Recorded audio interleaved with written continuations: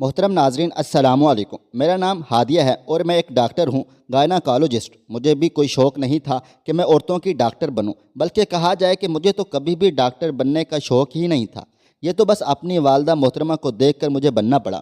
میں ایک غریب گھرانے کی لڑکی تھی کسی دور میں، مگر صد شکر وہ دور ختم ہوا اور آج میں ایک معروف ڈاکٹر کے طور پر پہچانی جاتی ہوں۔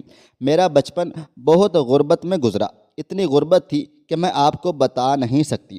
آج بھی اگر میں ان لمحات کے متعلق سوچوں تو میری روح تک کانپ جاتی ہے۔ میرے والدین میرے اس دنیا میں آتے ہی ایک حادثے کا شکار ہو گئے تھے، اور اس حادثے کے دوران میں سڑک کنارے ایک کمبل میں لپٹی زاروں قطار رو رہی تھی، جب ایک خدا ترس عورت نے مجھے وہاں سے اٹھا لیا، اور آج تک وہی عورت میری ماں ہے۔ چاہے حالات جیسے بھی ہوں، مگر اس عورت نے مجھے اپنے منہ کا نوالہ بھی دیا، چاہے خود اسے فاقے ہی کیوں نہ کرنے پڑے ہوں۔ میری ماں بے حد غریب عورت تھی۔ وہ کوڑا کرکٹ چن کر گزارا کیا کرتی تھی۔ کالونی کے گھروں میں جاتی اور جتنا کوڑا ہوتا اٹھا لاتی۔ واپسی پر ہمارے گھر میں وہ سارا کوڑا ڈھیر ہو جاتا اور اماں اس میں سے سبزیوں کے چھلکے چن چن کر سالن بناتی اور ہمیں کھانا دیتی۔ میری ماں کی کوئی اولاد نہیں تھی۔ ان کی زندگی میں بچہ صرف میں تھی، لے پالک بچہ، جسے میری ماں کا شوہر، جو بظاہر میرا باپ تھا، کچھ بھی نہیں سمجھتا تھا۔ ابا اماں کو بہت پیٹتا تھا۔ اس کا کہنا تھا کہ مجھے بیٹا چاہیے، لیکن ماں بانجھ تھی، وہ چاہ کر بھی اولاد پیدا نہیں کر سکتی تھی۔ ابا اسے چھوڑنے کی روز دھمکی دیتا، مگر چھوڑتا نہیں تھا، کیونکہ اسے برداشت کرنے والا وہاں اور کوئی بھی نہیں تھا۔ ابا کو نشوں کی بری لت لگ گئی تھی۔ اماں کوڑے میں سے کاٹ کباڑ بیچ کر ابا کے نشے پورے کرتی، اور وہی نشہ کر کے وہ اسے مارتا پیٹتا تھا۔ کبھی کبھار لوہے کی سلاخیں گرم کر کے بھی اس سے اماں کا جسم داغدار کر دیتا تھا، مگر وہ ہمیشہ صبر کرتی۔ اس نے کبھی بھی شکوہ نہیں کیا تھا۔ میرے سامنے بھی ابا جان کو کبھی برا بھلا نہیں کہا تھا۔ یہ تو میں تھی جو بچپن سے یہی کچھ دیکھتی چلی آ رہی تھی۔ ابا کو میرے وجود سے بھی بے حد اختلاف تھا۔ اس کے مطابق یہاں میرے نشے پورے نہیں ہوتے تو یہ کس گندگی کا ڈھیر اٹھا لائی ہے۔ ابا کے ایسے تلخ جملوں پر اماں مجھے اپنے دوپٹے میں چھپا لیتی اور میں سہم جاتی تھی، ڈر جاتی تھی۔ بچی ہے، وہ یتیم ہے، شاید خدا نے یہی ہیرا ہماری سونی کوکھ میں ڈالنا تھا۔ اتنا کہہ کر اماں محبت سے میرا ماتھا چومتی۔ ہیرا، آخ تھو۔ ہیرا کہتی ہے، اسے نہ جانے کس کا گناہ ہے، ایری اٹھانا تھا تو کوئی لڑکا اٹھاتی جو تیرا میرا سہارا بنتا، مگر نہیں، تجھے یہ کلموہی ہی ملی تھی اٹھانے کو۔ اب ایسا کر اسے بیچ دے، ورنہ میں خود ایک دن اسے بیچ ڈالوں گا۔ ابا جان ہم دونوں کو گالیاں بکتے بکتے کھانسنے لگتا۔ کیسی باتیں کر رہے ہو، یہ تو خدا کی رحمت ہے، اتنی سی بچی کو بھلا کون بیچنے کی باتیں کرتا ہے؟ آپ اسے ایک مرتبہ باپ کی نظر سے دیکھیں، پھر اندازہ ہوگا کتنی پیاری اور معصوم بچی ہے۔ اماں کا جملہ مکمل نہ ہوتا کہ ابا لاٹھی اٹھا کر ماں کا جسم نیل سے بھر دیتا۔ پھر اس کے بعد میری باری آتی۔ وہ جیسے ہی میرے بال نوچ کر مجھے مارنے کو بڑھتا، اماں اس کے سامنے ہاتھ جوڑ دیتی اور معافیاں مانگنے کے ساتھ ساتھ جلدی سے دوپٹے میں سے بندے 100-200 ابا کو تھما دیتی، جس پر وہ فاتحانہ نگاہوں سے مجھے گھورتا ہوا باہر نکل جاتا۔ پھر ہم پوری رات اس کا انتظار کرتے، مگر وہ صبح نشے میں دھت واپس آ کر چارپائی پر پڑتا تو پورا دن بے ہوش رہتا تھا۔ کہیں اگلی رات کو جا کر اس کی آنکھ کھلتی اور پھر سے وہی تماشا شروع ہو جاتا تھا۔ جب میں نے ہوش سنبھالا تو اماں نے اسی روز مجھے بتا دیا تھا کہ میں اس کی اولاد نہیں، بلکہ کسی امیر جوڑے کی اولاد تھی جو مر گئے اور میں زندہ رہ گئی تھی۔ مجھے افسوس ہوتا تھا، کاش اصل ماں باپ نہ مرتے تو مجھے ایسا ابا نہ ملتا، مگر قسمت کو ہم صرف کوس سکتے ہیں، اسے کچھ اور نہیں کہا جا سکتا۔ اب میں تھوڑی بڑی ہوئی تو اماں جان نے مجھے سرکاری سکول میں داخل کروا دیا۔ ابا کو اس بات پر بڑا رنج تھا۔ وہ اکثر پھونکنی سے مجھے ایسی مار لگاتا کہ میرے لیے بیٹھنا محال ہو جاتا تھا۔ اماں اب دن میں 2 کی بجائے 4 کالونیاں چھانتی تاکہ اتنا کوڑا اکٹھا جمع ہو جائے کہ ابا نشے کے سرور میں دھت پڑا رہے اور مجھے کچھ بھی نہ کہے، یا میں کہیں اس کے عتاب کا نشانہ نہ بن جاؤں۔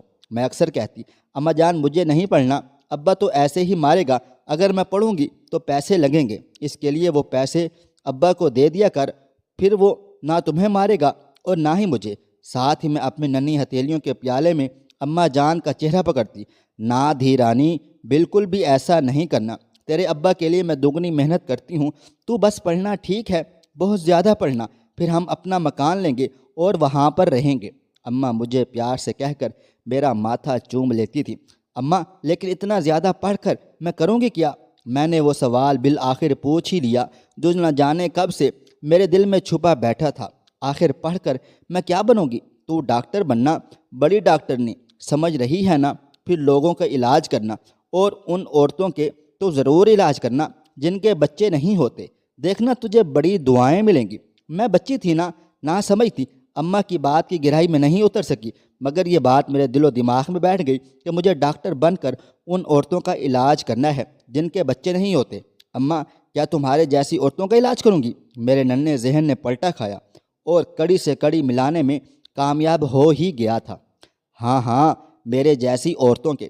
یہ کہتے ہوئے اماں کے چہرے پر دکھ تھا، گہرا دکھ جسے میں کوئی نام نہ دے سکی۔ لیکن تمہارے پاس تو میں ہوں نا؟ پھر میں نے اماں کو اپنے وجود کا احساس دلا دیا۔ ہاں، میرے پاس تو تو ہے میری گڑیا، رانی گڑیا۔ لیکن ان عورتوں کا کیا جن کے پاس تیرے جیسی اولاد بھی نہیں؟ ان کو تو دنیا جینے ہی نہیں دیتی، بہت برا سلوک کرتی ہے۔ تو ان سب عورتوں کا علاج کرنا، اور دل سے کرنا۔ ٹھیک ہے، دیکھنا پھر تجھے بہت دعائیں ملیں گی۔ اماں کی بات سن کر میں خوش ہو گئی تھی۔ پہلے میرا ذہن بہت الجھا ہوا تھا، مگر اب تمام گرہیں اور الجھنیں کھل گئی تھیں۔ میرے سامنے ایک مقصد تھا، واضح صاف ستھرا مقصد۔ میں جان چکی تھی کہ مجھے اماں کی خواہش پوری کرنی ہے، اور حال حال میں اس کی خواہش کو پایہ تکمیل تک پہنچا کر ہی دم لینا ہے۔ وقت گزرنے کے ساتھ ساتھ میری عقل اور قد دونوں ہی بڑھتے چلے گئے تھے۔ میں نے مزید محنت کرنے لگی۔ پہلی جماعت سے ہی میں اس قدر پڑھتی تھی کہ جہاں بیٹھتی وہاں گھڑا پڑ جاتا تھا۔ مجھے نہ سردی کا ہوش تھا نہ گرمی کا۔ سارا کام اماں خود کرتی، مجھے ہل کر پانی بھی تک نہیں اٹھانے دیتی تھیں۔ ابا جان کے آنے پر اندر کمرے میں بھیج دیتی تھیں۔ یہ شکر تھا کہ ہمارے پاس گھر تھا، بلکہ اسے گھر کہنا درست نہ ہوگا، کیونکہ اس گھر کی مشکل سے 3 دیواریں تھیں اور اتنا چھوٹا کہ ایک کمرہ اور ایک چھوٹا سا صحن تھا۔ وہ گھر نہ جانے کیسے بن گیا تھا، مجھے آج تک سمجھ نہیں آئی۔ میرے لیے وہ گھر ہی کسی محل سے کم نہ تھا، کیونکہ بے شک وہاں چھت کانوں سے بنی تھی، لیکن کپڑے کی تو نہ تھی، نہ جو برسات میں ٹپ ٹپ برستی رہتی تھی۔ میں ہمیشہ سے ہی شکر گزار رہی ہوں، مجھے زیادہ کی کبھی چاہت ہی نہ ہوئی۔ میرے پاس جو کچھ ہوتا میں اس میں بے حد خوش ہوتی، پھر چاہے وہ دنیا کے لیے جھگی ہوتی یا مجھے کوئی بھگارن کہہ کر بھی پکار لیتا، مجھے فرق نہیں پڑتا تھا۔ ابا جان اب بیمار رہنے لگا تھا۔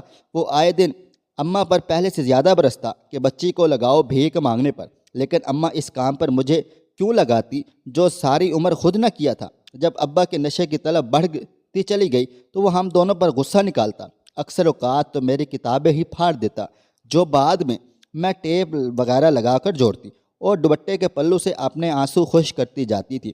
میرے نزدیک یہ سب کچھ قابل برداشت تھا، مگر وہ نہیں جو اس روز ابا جان نے کیا۔ میں 8ویں جماعت میں ہو چکی تھی، پڑھائی پہلے سے زیادہ کرتی تھی۔ اماں بھی میرا پورا دھیان رکھتی اور کسی کام کو ہاتھ نہ لگانے دیتی تھی۔ اماں باہر کوڑا چننے گئی ہوئی تھی اور میں ابھی ہی سکول سے لوٹ کر وردی بدلنے چلی جا رہی تھی جب مجھے ابا کی آواز آئی، پیارا پتر۔ میں حیرت سے ابا کو تکنے لگی، بھلا یہ کیوں کر مجھے پتر بلانے لگا؟ پھر سوچا شاید دل بدل گیا ہو، مگر آج دن تو میرے لیے حیرتوں کا سمندر لیے ٹھاٹھے مار رہا تھا۔ دوپٹہ سر پر درست کیے میں جلدی سے صحن میں گئی تو ابا بڑا خوش لگ رہا تھا اور ہاتھ میں ایک شاپر بھی رکھا تھا۔ جی ابا۔ شاپر پر نگاہیں ٹکائے میں ہچکچاتے ہوئے اس کے سامنے تھی۔ پتر، یہ میں تیرے لیے جوڑا لایا ہوں، جلدی سے پہن کر تیار ہو جا، پھر تجھے میلے پر لے کر چلوں گا۔ اس بات پر تو میں بے ہوش ہوتے ہوتے بچی۔ آخر میلے پر ابا مجھے کیوں لے کر جائے گا؟ اوپر سے نیا جوڑا بھی، یا اللہ خیر ہو، وہ تو اپنی روٹی کے پیسے بھی نشے میں جھونک دیتا تھا، پھر آج ایسی سخاوت۔ خیر میں نہیں چاہتی تھی کہ زندگی میں پہلی مرتبہ راضی ابا مجھ سے ناراض ہو، سو جلدی میں نے وہ لال فراق جس پر ستاروں سے پھول بنے تھے پہن کر دوپٹہ اوڑھا اور سکول کی جوتی پہن کر باہر آ گئی۔ باہر تو ابا جیسے میرے ہی انتظار میں بیٹھا تھا، جلدی سے اٹھ کھڑا ہوا اور میری تعریف کرتے ہوئے ہاتھ تھام کر باہر نکلنے لگا۔ تبھی اماں آ گئی تھی، حالانکہ یہ اماں کے آنے کا وقت نہیں تھا۔ وہ ہم دونوں کو ایسے تیار شیار باہر جاتے دیکھ کر ٹھٹک کر رہ گئی تھی۔ لے بھائی، ہادیہ کے ابا کہاں لے کر جا رہے ہو اسے؟ اور یہ نئے کپڑے کس نے دیے تجھے؟ بچی، اماں بیک وقت ہم دونوں سے مخاطب تھی۔ ابا کے اڑتے رنگ اور بخلاہٹ واضح طور پر دیکھی جا سکتی تھی۔ وہ وقتی میں بچی کو میلہ دکھانے کے لیے لے کر جا رہا تھا۔ ابا نے میری جانب دیکھا تو میں نے بھی اس بات میں سر ہلا دیا، ورنہ عام طور پر ابا کسی سوال کا جواب دینے کی بجائے گالیاں بکتا یا مار لگاتا تھا۔ ایسا کون سا میلہ ہے جو مجھے علم نہیں، اور چل بچی تو اندر جا کر پڑھ اپنا۔ اماں کو شاید کچھ محسوس ہو گیا تھا، تبھی بغیر ڈرے مجھے اندر جانے کا بول دیا۔ بختی جا کم کر اپنا، میری بھی دھی رانی ہے، میرا بھی کچھ حق ہے، جا تو، ہم آ جائیں گے۔ ابا کے تیور اب بدلنے لگے تھے، وہ مجھے کھینچ کر لے جانے لگا۔ دیکھ نورے، تو میری دھی رانی کو یہیں چھوڑ اور کلہ جا کر میلہ دیکھ لے، میں سے تیرے نال نہیں جانے دوں گی، پھر چاہے کچھ بھی ہو جائے۔ اماں پہلے تو کبھی ایسی نہ تھی، پھر آج نہ جانے کیوں اتنی بہادر ہو گئی۔ اچھا لے کر تو میں بھی اسے جاؤں گا تو مجھے روک بھی نہیں سکے گی۔ ساتھ ہی ابا نے مجھے اپنی گود میں اٹھا لیا۔ میری چھٹی حص چیخ چیخ کر مجھے کسی انہونی کے ہو جانے کا احساس دلا رہی تھی، جس کی بدولت میں بھی رونے لگی۔ مجھے روتا ہوا دیکھ کر ابا اور جھنجھلا گیا اور میرے چہرے پر تابڑ توڑ تھپڑ مارنے لگا۔ چھوڑ میری دھی رانی کو، تیرے جو ارادے ہیں انہیں میں کبھی کامیاب نہیں ہونے دینا چاہتی۔ میں نے چھوڑا تھا اسے، اور چلا جا، ورنہ میں آج اپنی ساری حدیں توڑ ڈالوں گی۔ اماں نے آگے بڑھ کر مجھے گود سے کھینچ کر نیچے اتارا۔ ہاں لے کر تو جاؤں گا، میں نے اس کا سودا طے کر لیا ہے، بس ایک رات کی بات ہے، پھر دیکھنا پیسہ ہی پیسہ ہوگا۔ اور ویسے بھی یہ کون سا تیری سگی ہے جو تو اتنا تڑپ رہی ہے؟ اگر ہمیں 2 پیسے کما کر دے گی تو کیا قیامت آ جائے گی؟ ویسے بھی لڑکیوں سے اچھا کاروبار اور کون کر سکتا ہے؟ اس وقت میں ابا کے الفاظ تو نہیں سمجھ پا رہی تھی، مگر ابا کے الفاظوں سے اٹھتی کراہت امیز بو اچھی طرح سونگھ سکتی تھی۔ مجھے محسوس ہو رہا تھا کہ ابا میرے ساتھ کچھ غلط کرنے جا رہا ہے، لیکن اتنا غلط کر رہا تھا، یہ بات اب سمجھ میں آئی تھی۔ نورے چھوڑ دے اسے، ورنہ آج ایک ماں کا مقابلہ تو نہیں کر سکے گا۔ اماں کے سر پر بھی خون سوار ہو گیا تھا۔ ابا جان نے مجھے دھکا دے کر حسب معمول لاٹھی اٹھائی اور ماں کو مارنے کے لیے جیسے ہی آگے بڑھا اور اس کا پیر پھسل گیا اور زمین پر گرتے ہی لہو لہان ہو گیا تھا، کیونکہ اس کا سر ایک اینٹ میں جا کر لگا تھا۔ دیکھتے ہی دیکھتے اگلے چند لمحوں میں ابا دم بھر چکا تھا۔ میں اور اماں اپنی جگہ بت بنے ابا کو بغیر پلکیں چھپکائے دیکھ رہے تھے۔ پھر جیسے ہی اماں کو ہوش آیا، وہ جلدی سے آگے بڑھ کر مجھے اندر لے گئیں۔ ویکھ دی رانی، کسی کو نہیں بتانا کہ کیا ہوا ہے ہمارے ویڑے میں، ٹھیک ہے؟ اور سب کو یہی کہنا کہ ابا نشہ کر کے آیا تھا تو گر گیا۔ سمجھ گئی؟ میں نے اس بات میں سر ہلا دیا۔ اتنا تو جان چکی تھی کہ وہ جان سے گزر گیا ہے، لیکن اماں جان کے چہرے پر دکھ کا نشان تک نہیں تھا۔ وہ پرسکون تھی۔ میں بھی پرسکون ہو گئی کہ چلو اب ابا تو مجھے اور اماں کو نہیں مار سکے گا نا، اب ہم سکون سے رہیں گے۔ اب ہماری زندگی میں کوئی ایسا نہیں ہوگا۔ محلے والوں کے سامنے بھی چپ رہی۔ لوگوں کی لڑائی کی آواز تو سنائی دے دی گئی تھی، مگر میں اور اماں اپنی بات پر پکی رہی کہ ابا نشے میں دھت گھر آیا اور اونچا اونچا بولنے لگا، ایسے ہی چکرا کر گرا تو کبھی نہ اٹھ سکا۔ چونکہ وہ وقت دوپہر کا تھا اور گلیاں ویران، اگر کسی نے شور شرابہ سنا بھی تھا تو کوئی بھی جھانکنے نہیں آیا، اس لیے ہماری بچت ہو گئی تھی۔ محلے والوں نے پیسے ڈال کر ابا کے کفن دفن کا انتظام کیا اور کل کا ختم دلا کر اپنے گھروں کو گئے۔ میں اور اماں اب آزاد تھے، ہمیں کوئی بھی کچھ کہنے والا نہیں تھا۔ اب زندگی بہت پرسکون ہو چکی تھی۔ اماں اور میں صبح سویرے اکٹھے نکلتے، وہ مجھے سکول چھوڑ کر کوڑا چننے چلی جاتی اور واپسی پر مجھے سکول سے لے کر واپس آ جاتی تھی۔ زندگی بہت آسان ہو گئی تھی۔ اب ہمارے فاقے بھی مکمل طور پر ختم ہو چکے تھے، یہاں تک کہ 3 وقت کا کھانا پیٹ بھر کر کھاتے اور نئے کپڑے بھی بنانے لگے تھے۔ یہ سب ابا کی بدولت ہوا تھا۔ پہلے جو پیسے ابا نشوں کی مد میں جھونک کر آتا تھا، اب وہی پیسے ہم اپنی ذات پر خرچ کر رہے تھے۔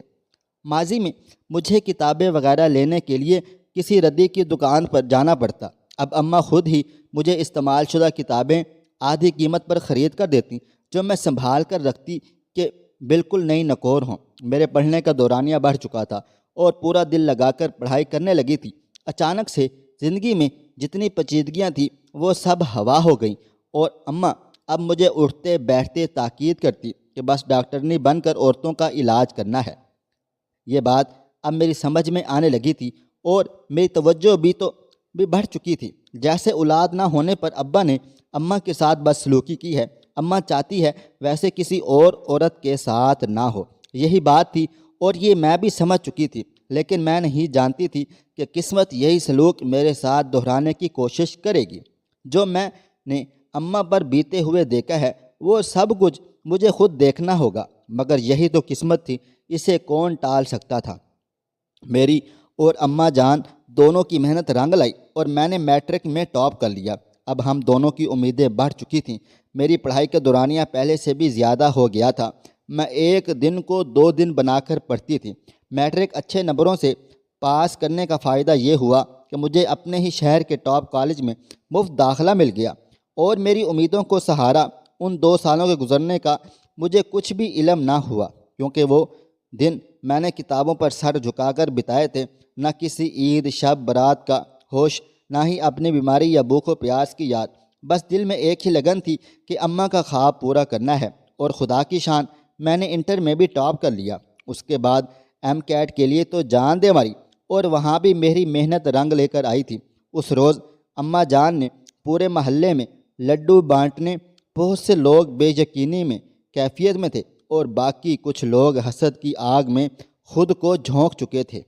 مگر اب میرے خواب بہت جلد پورے ہونے والے تھے، اور ان خوابوں کو پورا ہونے سے کوئی بھی نہیں روک سکتا تھا۔ میری زندگی میں وہ بھی دن آ گیا جب میں سفید کوٹ پہنے میڈیکل کالج کے سامنے کھڑی تھی، اور ساتھ ہی میری ماں بھی فخر سے سر اٹھائے اس عمارت کو تک رہی تھی۔ وہ لمحہ میں نے اپنی پوری زندگی میں نہیں بھول سکتی۔ وہ میڈیکل کے 5 سال بھی میں نے خوب محنت کی، کیونکہ میں اپنی پوری زندگی کی محنت کو اس خوش فہمی میں برباد نہیں کر سکتی تھی کہ اب تو میڈیکل کالج میں پہنچ گئی ہوں، اب کیا پڑھنا لکھنا، چھوڑو، خود ہی پاس ہو کر نکل جاؤں گی۔ مجھے یاد ہے جس مشکل سے میں اس کالج سے ڈاکٹر بن کر نکلی تھی۔ میری ماں بار بار پوچھتی، کیا سچ میں میری دھی رانی ڈاکٹر بن گئی ہے؟ جس کے جواب میں مسکرا کر کہتی، ایسے مت بولو اماں، یہ کہو ڈاکٹر ہادیہ، کیا تم سچ میں ڈاکٹر بن گئی ہو؟ میری بات سن کر اماں جان بھی مسکرا دی۔ میری ڈاکٹر دھی رانی، میری ڈاکٹر ہادیہ، اتنا کہہ کر وہ بے اختیار میرا منہ چومنے لگی۔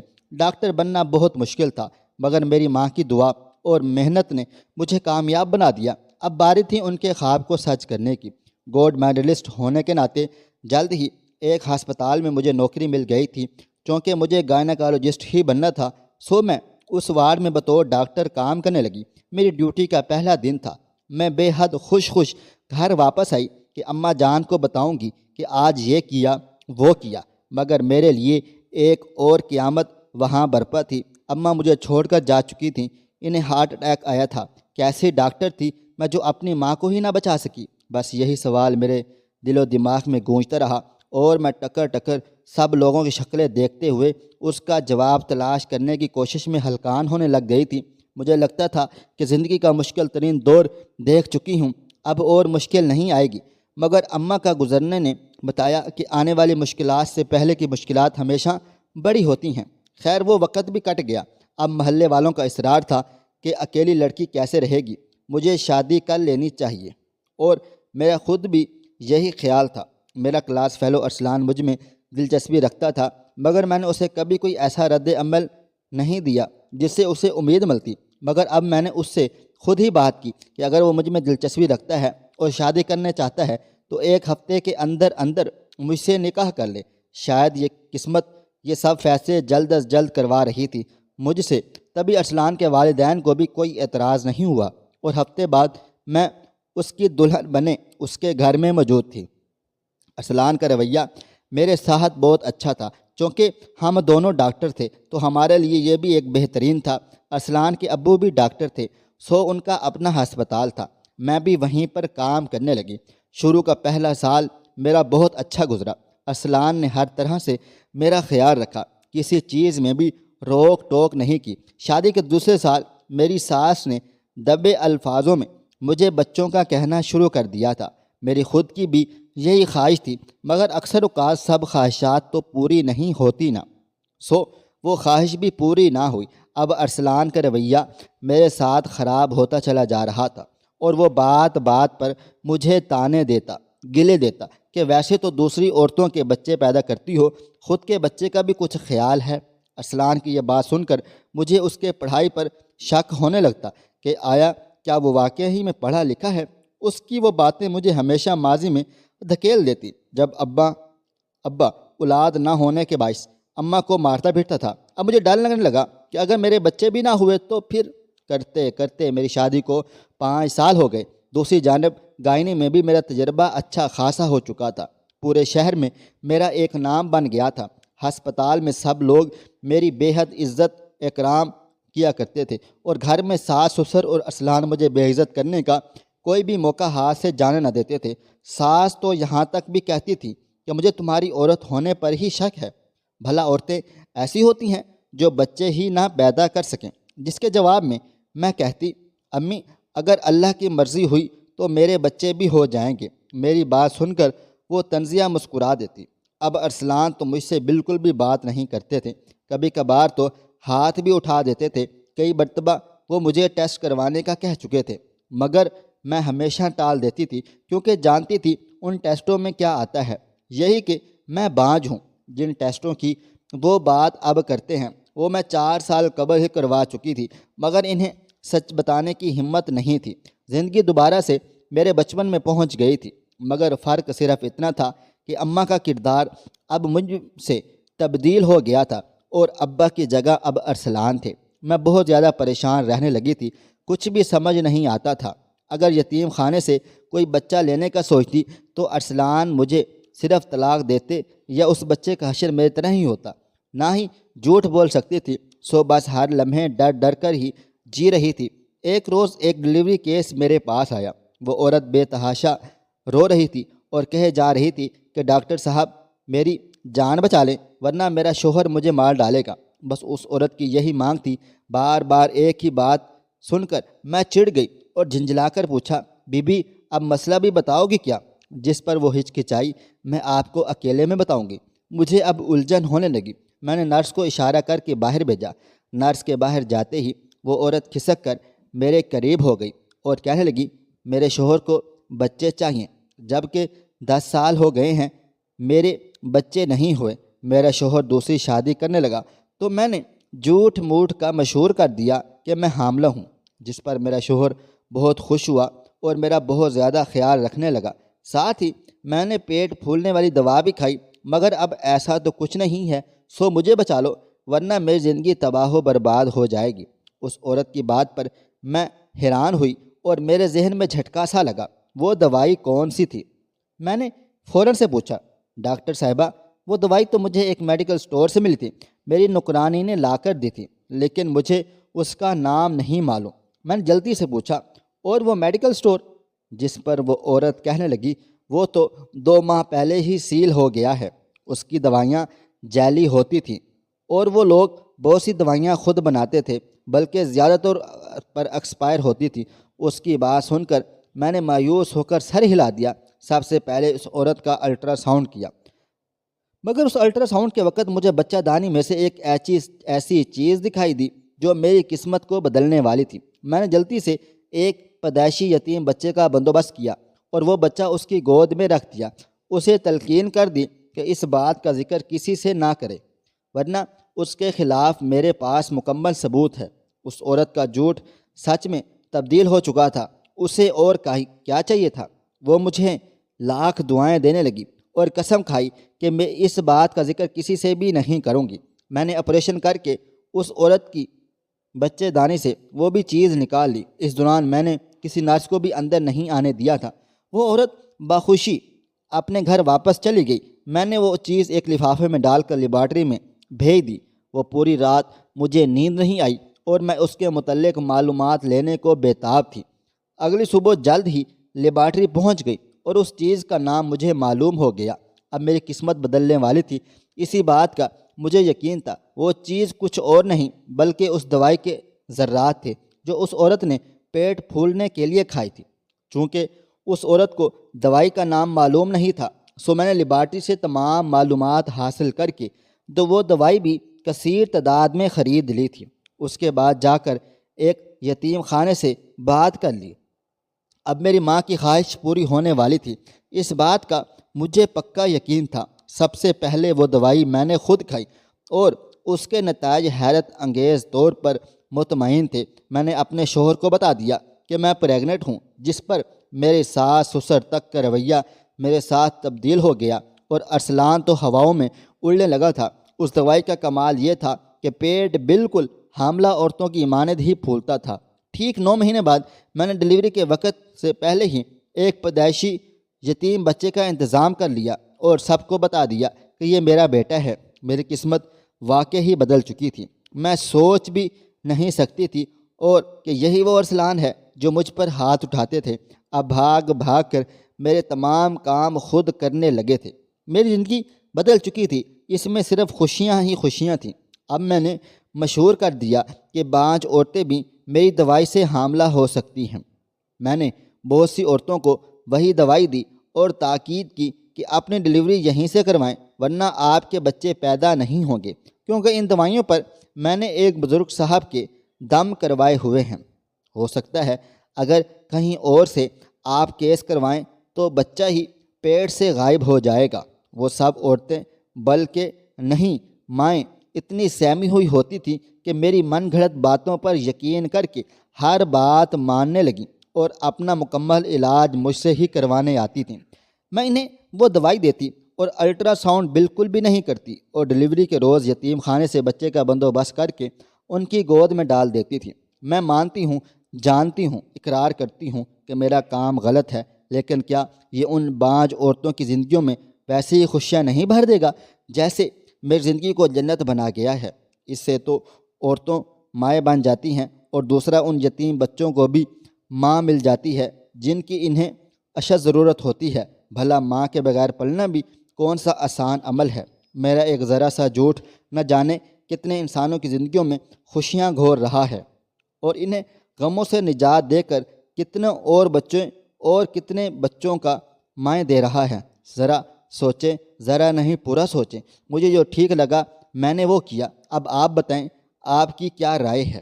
دنیا میں اولاد کو انسان کے لیے سب سے اچھی نعمت کہا جاتا ہے جو اللہ تعالیٰ کی طرف سے اسے ملتی ہے، لیکن اس حقیقت سے بھی کوئی انکار نہیں کر سکتا کہ اولاد کا دکھ دنیا کا سب سے بڑا دکھ ہے۔ اولاد کو والدین کا بھی امتحان کہا جاتا ہے اور آج ہمارے معاشرے کے 80% گھرانوں میں یہ امتحان والدین کے لیے عذاب بنا ہوا ہے اور وہ اسے خون جگر دے رہے ہیں۔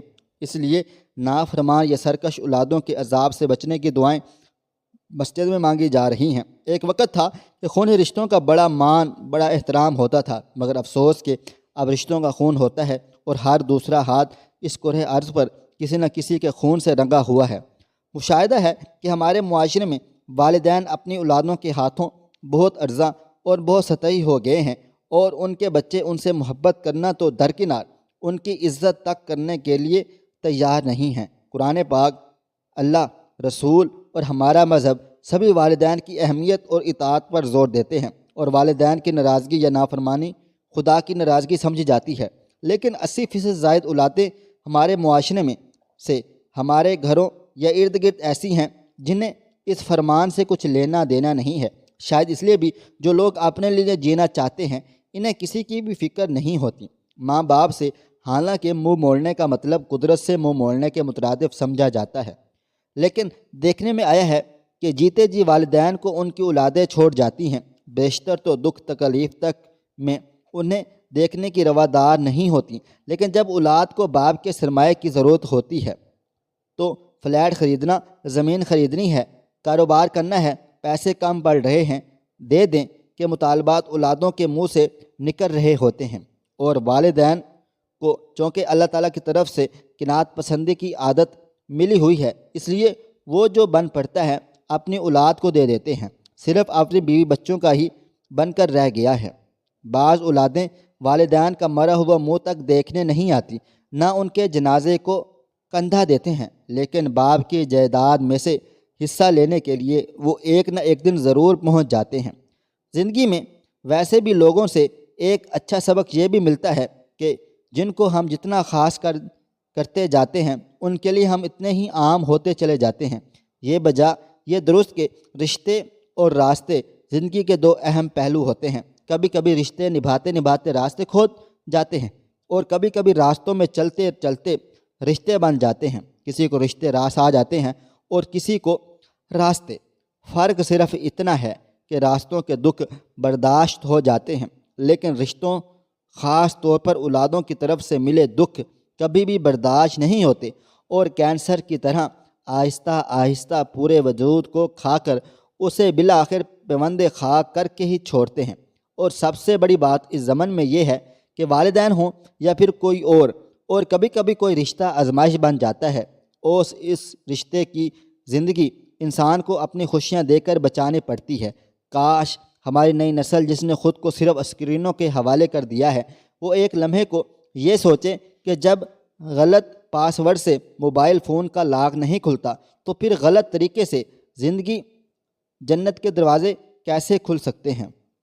والدین سے صرف اپنی نظر کرنے والی اولادوں کو یہ بات اپنی گرہ میں باندھ لینی چاہیے کہ کبھی کبھی معافی وہ کھوٹا سکہ بن جاتی ہے جو نہ دینے والے کے کام آتی ہے اور نہ ہی لینے والے کے۔